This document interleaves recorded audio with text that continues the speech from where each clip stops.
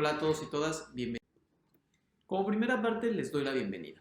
MHGAP es una estrategia que surgió aproximadamente en el 2008, es una estrategia de la Organización Mundial para la Salud para superar la brecha de atención en salud mental. Eso significa MHGAP, Mental Health Gap. Más adelante lo voy a explicar de una mejor manera. Nosotros en la Secretaría de Salud, en el Gobierno de México, se ha utilizado como una vinculación para superar la necesidad de recursos y favorecer la transferencia de conocimientos en salud mental a los servidores de los diferentes niveles de atención. Entonces les doy la bienvenida a este espacio. Es la primera vez que lo vamos a hacer para el INSABI. Para mí es uno de los puntos más importantes porque cuidar la salud mental es uno de los elementos más importantes del bienestar. Vamos a continuar. El MHGAP implica conocer qué sabemos de salud mental. Entonces les voy a pedir que quien no haya realizado su cuestionario de evaluación lo haga en este momento y que antes de continuar esto, por favor, realice su examen previo para la capacitación, mismo que será nuevamente realizado para evaluar cómo nos fue, qué tanto aprendimos y qué tantas capacidades fuimos adquiriendo a lo largo de este curso. Como primera parte, voy a empezar a definir por qué de alguna manera MHGAP y cómo de alguna manera vamos a tratar de mejorar la salud mental a través de la identificación de algunos de estos espacios dentro de los trastornos mentales, neurológicos y por consumo de sustancias. Ustedes dirán, ¿por qué neurológicos? ¿No? De manera particular, uno de los puntos más importantes del trabajo en la salud mental es romper con el estigma que genera cada uno de estos puntos. Entonces, si nosotros nos enfocamos en trastornos mentales y por consumo de sustancias, uno de los puntos que queda desvinculado es la epilepsia. Y es la única razón porque hablamos de neurológicos. Sin embargo, creo que en este lenguaje, en el trabajo con las discapacidades, vale mucho la pena que vayamos entendiendo que un cambio de actitud puede generar una oportunidad y un mejor pronóstico en los pacientes que poseen alguno de estos trastornos. Continuemos. Vamos a iniciar hablando sobre algunos datos sobre la salud mental. Actualmente se decía que la depresión afecta a más de 300 millones de personas en el mundo. La mayor parte de estas personas son mujeres. La pandemia, al parecer, de acuerdo a datos que se presentaron en un artículo del 2021 de JAMA Psychiatry, de The Lancet fue, se dice que aproximadamente aumentó en 50 millones solo durante la pandemia. Entonces, esto es solamente en depresión. Entonces, probablemente en lugar de estos 300 millones, estamos hablando de 350 millones de personas en el mundo viviendo con depresión. 800,000 personas cometen el acto suicida. Y esta es la segunda causa de muerte en el grupo de edad entre los 15 y los 29 años de edad. Hay otro punto importante, la incidencia de los trastornos mentales tiende a duplicarse durante las emergencias. Hoy, si bien no estamos en una emergencia, somos el resultado de una gran cantidad de situaciones traumáticas que ocurrieron a lo largo de 2 años. El personal de salud, el personal sanitario, todo el personal asistencial, el personal que trabaja en el servicio público, pero no únicamente, sino también las personas que hemos vivido la pandemia, que es prácticamente el 100% de la población mundial, han sufrido cambios en sus procesos relacionados a conservar la salud mental. Los trastornos mentales también aumentan el riesgo de cursar con otras enfermedades. Incluso, por ejemplo, las personas que viven con mucha ansiedad tienden a, no sé si les ha pasado, pero de repente, por ejemplo, cuando tú tuviste un periodo de mucho estrés, te da gripa. Y esto es porque esto aumenta el riesgo de cursar con otras enfermedades, ¿no? También el estrés se vio que esta vinculación disminuye el factor surfactante que favorece la infección por el virus del SARS-CoV-2. O sea, esto al final del día ya se había relacionado con otros virus respiratorios. La enfermedad mental tiende a complicarse con enfermedades de la salud en general. Como decía el doctor Francisco Javier Clamont hace unos minutos, decía, ¿no?, que lo que la boca no habla, la mente sabe y el cuerpo expresa. Entonces, la enfermedad sale porque sale. También otro punto importante es entender que la falta de información y el estigma están muy extendidos y bueno, al final del día somos muy pocos los que nos dedicamos a estas áreas.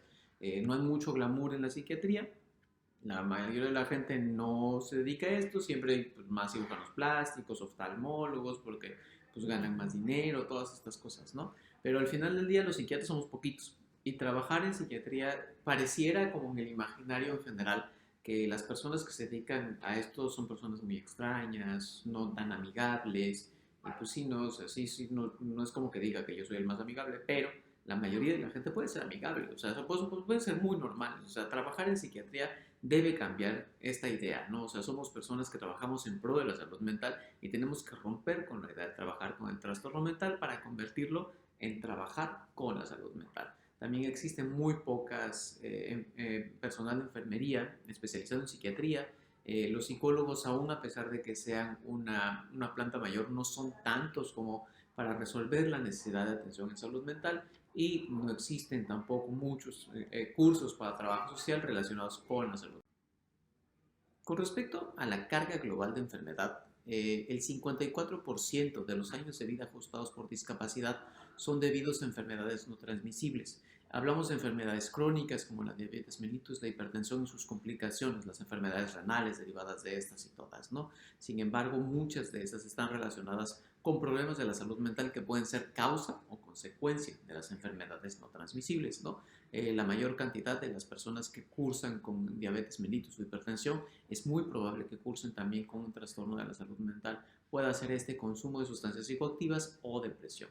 Con respecto a este 34% ¿no? que nosotros estamos aquí mencionando, estamos hablando de un 34% de trastornos mentales, neurológicos o por consumo de sustancias directamente como primer diagnóstico, como principal punto importante de pérdida de años de vida ajustados a discapacidad y de manera particular ahí están el consumo de sustancias, particularmente alcohol, pero sobre todo la depresión.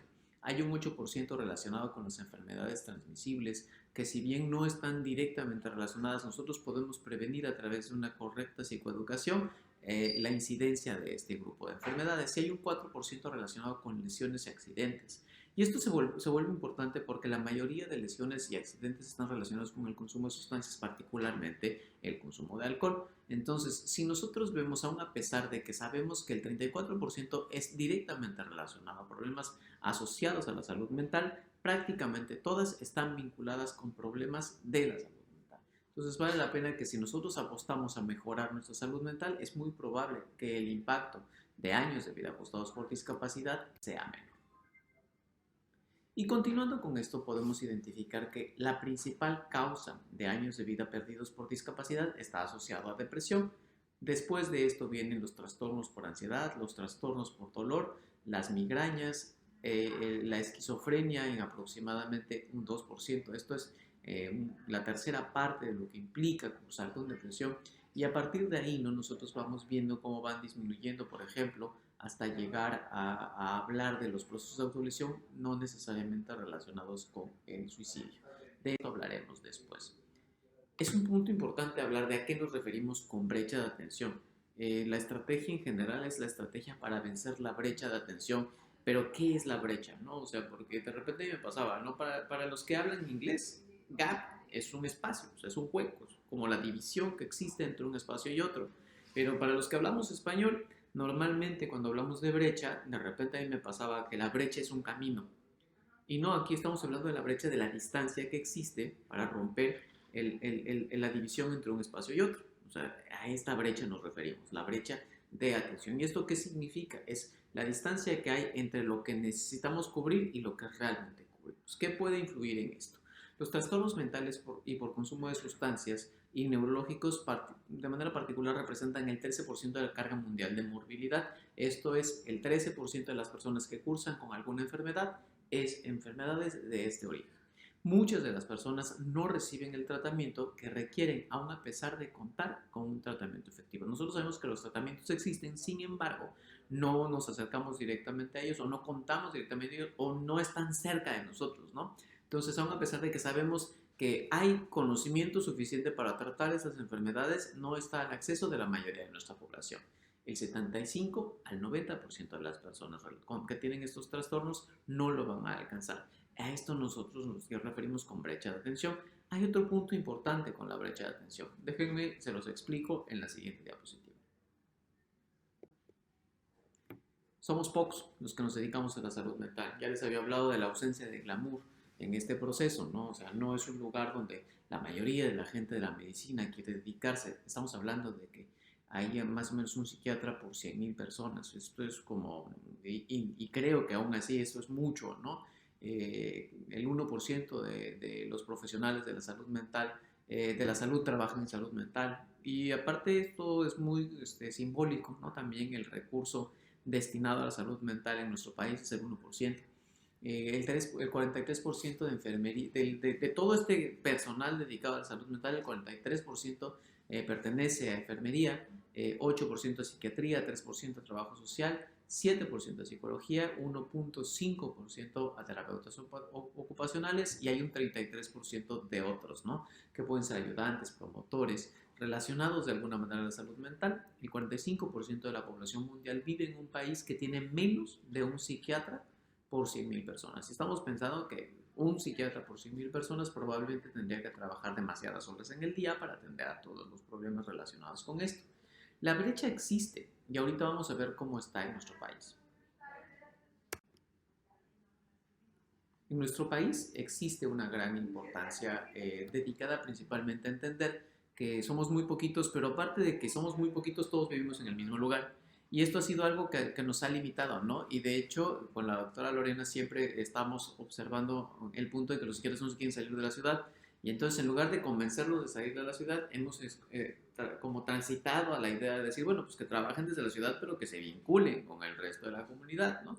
Porque de manera particular, o sea, la Ciudad de México tiene prácticamente, no sé, la mayor cantidad de psiquiatras de nuestro país. Estamos hablando de que son prácticamente pues, un poquito menos de la mitad, como el 40% de los psiquiatras están en la Ciudad de México. Y ni siquiera en toda la Ciudad de México. Hay una historia muy simpática que dicen los representantes de los laboratorios médicos, que dicen que la mitad de los psiquiatras del país están localizados entre Reforma y el Eje 10 Sur.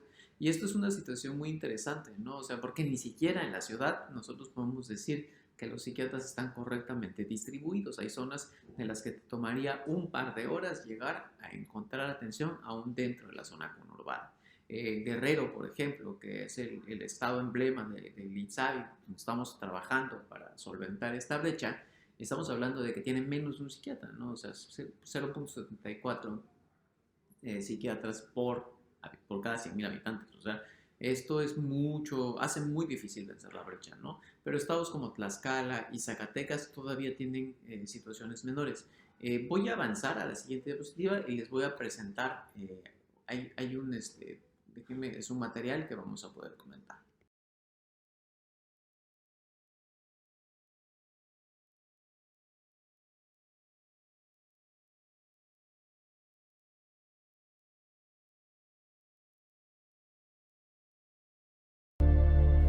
"50 million people suffer from epilepsy.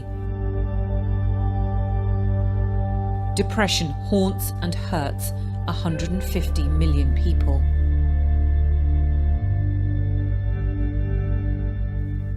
Almost 3,000 people commit suicide every day. In low and middle income countries, 75% of people do not get the mental health services they need. To reduce this huge gap, WHO developed the Mental Health Gap Action Programme, or MHGAP, in 2008. An epilepsy project in rural China integrated a simple model of epilepsy control into local health systems and achieved excellent results. We trained mainly the doctors working in the county and township level. So we have to educate them first. And also we have the public education for the people, let them to know what is epilepsy. 话说白了就是没有经济来源收入，要供养的娃子上大学的呢，就是两个人奋斗。也就话说回来，这属于说打3天睡1天，应付饭的轻得很。01年吃这个药，吃上相当好，在这个吃的药这个基础上，家庭一日好一点，也能出个做生意了。那就说是没吃药之前呢，不种干啥都不敢走。The trial project that started in 6 provinces has now been extended to 15 provinces, and tens of thousands of epilepsy sufferers have been treated. Georgia and Cameroon are now also training primary care physicians on how to diagnose and treat patients with epilepsy. MHGAP, scaling up services for mental, neurological and substance use disorders. Services like the Cape Mental Health Project in Cape Town, South Africa, which offers care for children with intellectual disabilities. We provide training in basic, call it basic physiotherapy, seating, positioning, feeding the children. That can be put in place. Those are skills that can be acquired. This is my daughter Tara. She's intellectually disabled. When I started working with the cerebral palsy children, you just have kind of a bond. Each child responds differently, but if you know how to bond with that child, it's just beautiful. It just all comes together and you will know exactly what to do exactly at the right time. MHGAP, tackling priority conditions like alcoholism, child mental health disorders, dementia, depression, drug abuse, epilepsy, psychosis, suicide.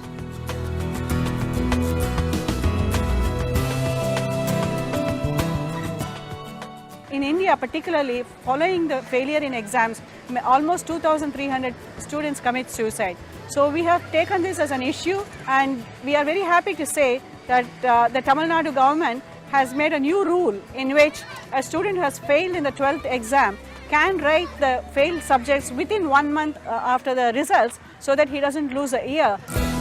Low-cost suicide prevention programs like Sneha's are now being initiated in other parts of India, China and Sri Lanka.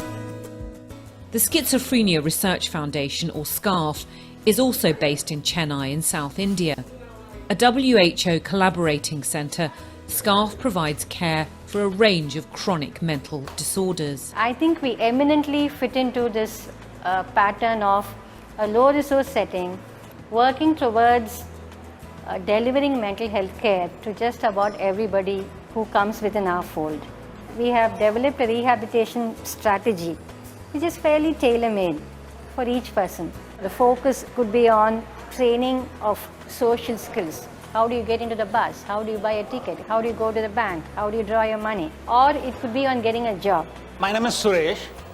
I'm working as a manager in a public limited company in the Department of Quality Assurance. My case manager, she maintains my records. I tell her about my problems. She discusses with the doctor and they give me some medicine. And I'm normal now.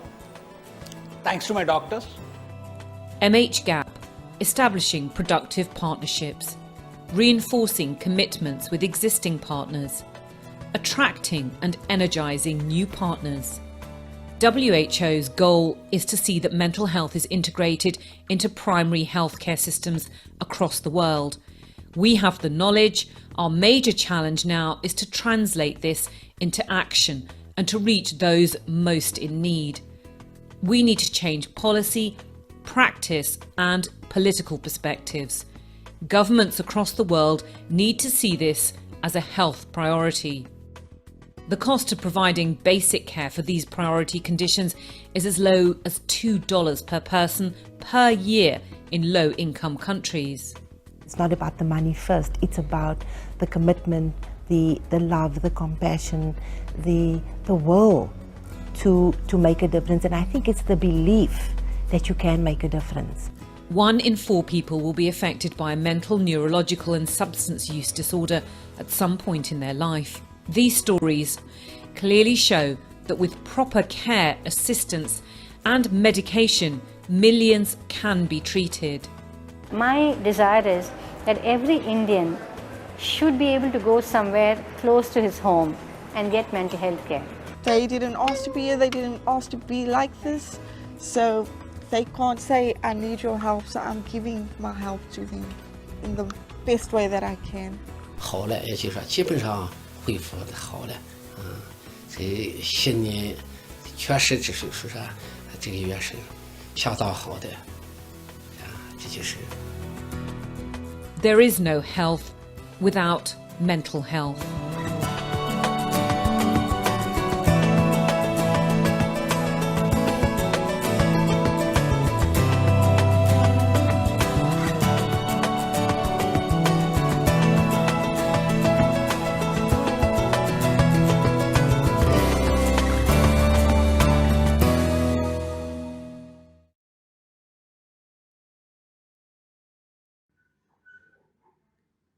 En este video a mí me llama mucho la atención que observamos que muchos de los problemas relacionados con la salud mental, simplemente con encontrar la idea de que existe una solución, las personas pueden mejorar. Disminuye el estrés, disminuye el impacto, crea comunidad. Y entonces que nosotros podamos trabajar con condiciones que normalmente están relacionadas con esto, desde todos los diferentes espacios en los que nosotros vivimos, es muy importante. El MHGAP no está dirigido a médicos especialistas. Evidentemente, ¿no? Se supone que el médico especialista ya le costó muchos años al país y es por eso que nosotros esperaríamos, ¿no? Que los médicos especialistas le devolvieran un poco más a su país, ¿no? Sin embargo, bueno, nosotros sabemos, ¿no? Que a veces esta situación en la carga médica no es la realidad, ¿no? Entonces nosotros pensamos que propiamente el ejército de personas que podemos trabajar en la salud mental no necesariamente es exclusivamente de personas especialistas en la salud mental. Sería mucho más importante no que el psiquiatra se vuelva especialista en un área, sino que la mayoría de las personas que se dedican a la salud tengan claridad sobre los efectos que tiene la salud mental en su área. Y esto nos daría la posibilidad de que si todos los médicos formados como médicos y en diferentes especialidades tuvieran la claridad de qué tanto impacto tiene la salud mental, pudieran trabajar en algunas estrategias para conservar la salud mental o identificar las condiciones relacionadas con esto y canalizarlas al espacio correspondiente. Entonces nosotros estaríamos pensando en destinar nuestra energía de trabajo al personal no especializado en salud mental, de manera directa a médicos generales, a médicos de familia, a personal de enfermería, a los primeros puntos de contacto, a las personas de atención ambulatoria, a los centros de referencia de primer nivel, a trabajadores comunitarios de la salud, a toda aquella profesión asistencial afín a la salud que quiera conocer más sobre la enfermedad mental. Estas son las prioridades, pero sí, en algún punto he trabajado ya también con personas fisioterapeutas, con personas que se dedican a la nutrición y odontología, y esto de repente ha sido porque se han identificado estos espacios, ¿no? Después de la pandemia me decía una de las odontólogas con la que tuve la oportunidad de trabajar que ella observaba cómo muchos de sus pacientes habían roto sus muelas porque había aumentado el estrés, ¿no? O sea, las raíces se lastimaban y esto generaba, ¿no? Un punto. Y entonces decía, pero entonces quizás no necesariamente, le hacen la endodoncia porque ya no aguanta el dolor, pero hay que disminuir la mordida, ¿no? Y eso le toca al trabajo en salud mental. Lo podemos hacer también en contacto con ellos. Misma historia, alguna vez me decía una persona dedicada a la nutrición, me decía que las personas siempre llegan y le dicen, oye, es que quiero que me puedes quitar cualquier alimento menos este, ¿no? Y que actualmente la mayoría le decía, puedes quitarme cualquier cosa menos el alcohol. Entonces sabemos que hay nichos de oportunidad en cada una de estas profesiones. Si bien nosotros probablemente estemos relacionados con alguna de estas, todos los que estamos trabajando con personas, tenemos que considerar la salud mental como un factor que puede agravar las condiciones asociadas a lo que a mí me está tocando ver o tratando de atender. Como parte inicial, les pido que hagamos una pequeña reflexión en esta actividad. Piensen, respóndanse de manera individual, de forma breve, ¿qué puedo yo hacer en relación con la atención de las personas que se dedican a trabajar, que tienen un problema de salud mental? También les pido, en un segundo momento, que piensen qué de bueno puede traer trabajar con la salud mental. Y particularmente trabajar con la salud mental desde la atención no especializada. ¿Por qué valdría la pena no lanzarlo al hospital psiquiátrico, al psicólogo y empezar desde este momento a vincularlo con el problema de la salud mental? Piénselo y lo vamos a ir viendo poco a poco. Esto nos va a permitir que también podamos entender que todos podemos hacer algo para que las personas puedan acercarse a conservar o a alcanzar estos que nosotros llamamos salud mental. Y aquí hay 7 buenas razones para integrar la salud mental en la atención sanitaria no especializada. La primera es, los trastornos mentales no van a dejar de existir. A lo largo de los últimos 10 años se posicionaron prácticamente al menos 2 trastornos importantes, se subieron a los primeros 10, estaban debajo, más allá del 10, hoy están entre el 7 y el 8 y tienen que ver con depresión y suicidio. Pero hay otro que también aumentó, es el consumo de sustancias. El consumo de sustancias también pasó a encontrarse dentro de los primeros 10 problemas relacionados con la morbilidad en general. Particularmente observamos que para el estado de Guerrero esto es una situación clara. Además de que hay otros problemas que se han ido presentando poco a poco, la carga de trastornos mentales es excedente. No vamos a ser suficiente personal especializado para trabajar en esto. La segunda parte es que los problemas de salud mental y de salud física están enlazados. Y eso es una situación importante. Ya siempre esto son palabras del doctor Miguel Mann, dice, no hay salud sin salud mental. Es un eslogan del MHGAP, ¿no? Si nosotros trabajamos para mejorar la salud, tenemos que trabajar para mejorar la salud mental. Otra cuestión que a mí me gusta mucho decir, y más pensando en los procesos destinados a mejorar la calidad de vida de las personas y el desarrollo de las sociedades, no hay desarrollo sin salud mental. Una persona que no posee las oportunidades de expresar correctamente sus potencialidades no va a alcanzar un desarrollo correcto. Entonces, no únicamente no hay salud, sino ni siquiera hay las posibilidades de alcanzar un desarrollo correcto. Los problemas de salud mental y física no se pueden dividir. La brecha de tratamiento para los trastornos mentales es enorme. No somos suficientes, cada día aumentan. La pandemia todavía aumentó más, ya les había dicho, ¿no?, que aumentó 50 millones más de personas con depresión, 70 millones más de personas con ansiedad. Esto se convierte en un excedente para el trabajo de lo que ya teníamos previamente, que tampoco era sustentado, ¿no?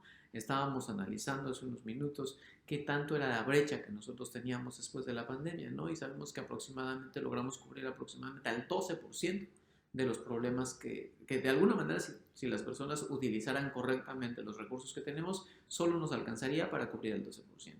Es importante también mejorar el acceso a la atención en salud mental. No existen ni suficientes espacios, los espacios están muy lejos, hay personas que tienen que moverse 8 a 10 horas para alcanzar a una persona que esté relacionada con los problemas de la salud mental, y nosotros sabemos que trabajar con salud mental no es una consulta única, no es una atención que vaya a resolverse en una sola visita, ¿no? Lo que buscamos al final del día es mejorar el acceso a la atención a través de dar más conocimiento, transferir más conocimiento a mayor cantidad de personas.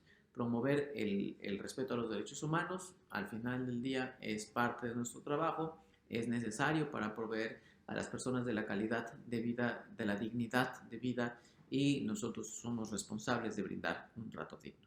Esta es una acción viable y rentable y siempre va a generar buenos resultados en el área de la salud.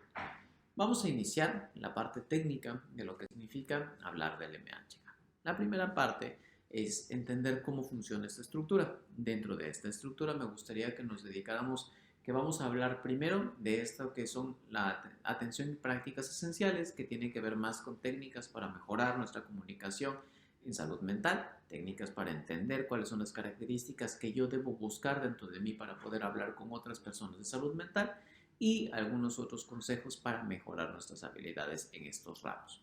La segunda parte es el esquema principal, que es conocer todo este proceso de lo que podemos identificar a través de la guía MHGAP, en este caso la versión 2.0, y les voy a decir que nosotros le metimos todavía un poquito más, o sea, tenemos la guía MHGAP en general, pero tenemos unos módulos específicos que ahorita se los voy a comentar, y propiamente la explicación de cada uno de estos módulos. La guía de entrevista MHGAP, la versión 2.0, toma como principales espacios, como les mencionaba, ¿no?, atención más el esquema principal, y dentro de los trastornos que define, habla de depresión, psicosis, epilepsia, trastornos mentales y conductuales del niño y del adolescente, demencia, trastornos por consumo de sustancias, autolesión o suicidio y otros padecimientos de salud mental importantes. Nosotros, en el proceso que nosotros estamos desarrollando desde la Secretaría de Salud y ahora en esta correlación que tenemos con el INSABI, además agregamos este otro espacio, ¿no? Nuestro espacio de autolesión y suicidio no termina únicamente en la evaluación, sino en el desarrollo de un plan de seguridad. La segunda parte tiene que ver más con otros problemas más relacionados con el estrés. Dentro de esto vamos a observar dos espacios, uno destinado a los trastornos por estrés postraumático, la ansiedad y la somatización, y otro muy específico al duelo. Posterior a la pandemia por COVID, nosotros tuvimos que trabajar mucho en el seguimiento correcto del duelo. Y estos tres espacios nos brindan otro tipo de posibilidades de abordaje de diferentes situaciones que todos podemos trabajar. Y hay un punto muy importante que tiene que ver con la primera ayuda psicológica. Es importante que nosotros trabajemos y ojalá en algún punto tengamos una gran cantidad de personas que sepan dar primera ayuda psicológica. Y esto es como dar primeros auxilios, ¿no? O sea, no se trata de ser un especialista, pero de saber qué hacer en el momento de la crisis para que la crisis pase y deje de ser eso, crisis, y se convierta en una situación que puede esperar a ser atendida por otro profesional. Esto es algo que nosotros también incluimos dentro de esta capacitación. Y pues bueno, aquí vienen descritos más o menos cada una de estas cosas, vienen algunos espacios destinados a la atención de ciertos puntos y de ciertas urgencias, porque hay urgencias que si nosotros identificamos ni siquiera nos tenemos que poner a pensar. Esto necesita llegar a un lugar más especializado. Y para esto nos va a funcionar comprender muy bien cómo funciona nuestra red de servicios de salud mental.